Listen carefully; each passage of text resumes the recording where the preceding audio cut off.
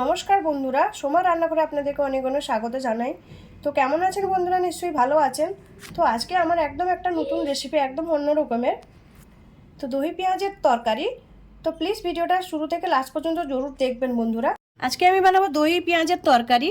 তো তার জন্য আমি নিয়েছি টক দই, এখানে নিয়েছি টক দইটা আমি ফেটিয়ে রেখেছি। এবার এর মধ্যে কিছু মশলা দিয়ে দেবো। লাল লঙ্কার গুঁড়ো দিয়ে দিচ্ছি, ধনে গুঁড়ো দিলাম, এবার জিরের গুঁড়ো দিচ্ছি, গরম মশলার গুঁড়ো দিলাম অল্প করে, হলুদ দিচ্ছি, স্বাদ মতো নুনটা দিয়ে দিলাম, ধনে পাতার কুচি দিলাম। এবার ভালো করে মিক্স করে নিব। ভালো করে মিক্স করে নিচ্ছি। এবার আমি জল দিয়ে দিচ্ছি, জল দিয়ে একটু পাতলা করে নিব। এবার আমি সর্ষের তেল দিয়ে দিচ্ছি কড়াইতে। তো এখানে আমার কী কী লাগবে আমি দেখিয়ে দিচ্ছি। এখানে আমি নিয়েছি রসুন থেতো করে রেখেছি, আদা গ্রেট করে রেখেছি। এখানে ফোড়নের জন্য আমি সর্ষে আর জিরে আর শুকনো লঙ্কা নিয়েছি, কালো সর্ষেটা আমি নিয়েছি এখানে। আর কারি পাতা লাগবে, এখানে লম্বা করে পেঁয়াজ লাগবে, তো লম্বা করে পেঁয়াজটা কেটে রেখেছি। এবার তেলের মধ্যে আমি ফোড়নটা দিয়ে দিচ্ছি, এবার মিক্স করে নিব আমি ফোড়নটাকে। ফোড়নটা হয়ে গেছে, আমি কারি পাতাটা দিয়ে দিচ্ছি। এবার এখানে আদা আর রসুনটা যে থেতো করে রেখেছিলাম এটা দিয়ে দিচ্ছি। এটাকে নেড়ে নেবো ভালো করে একটু।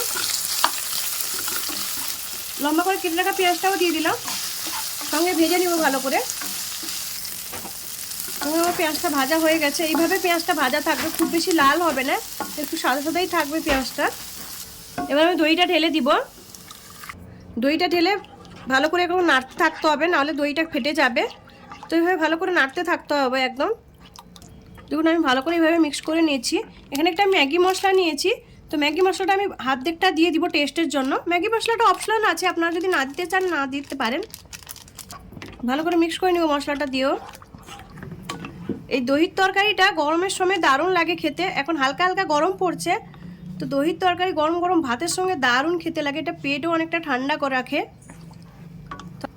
তো আমি যেই পদ্ধতিতে বানাচ্ছি আপনারা একবার ট্রাই করবেন দই পেঁয়াজের তরকারিটা।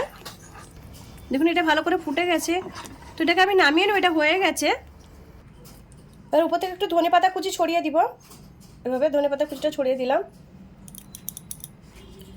আমার দই পেঁয়াজের তরকারিটা রেডি হয়ে গেছে। তো এই রেসিপিটা যদি ভালো লাগে লাইক করুন, শেয়ার করুন, সাবস্ক্রাইব করুন, আর আমাকে কমেন্ট করে জানান আমার গরম গরম দই পেঁয়াজের তরকারির রেসিপিটা কেমন লাগলো। ধন্যবাদ বন্ধুরা, ভালো থাকেন, সুস্থ থাকেন।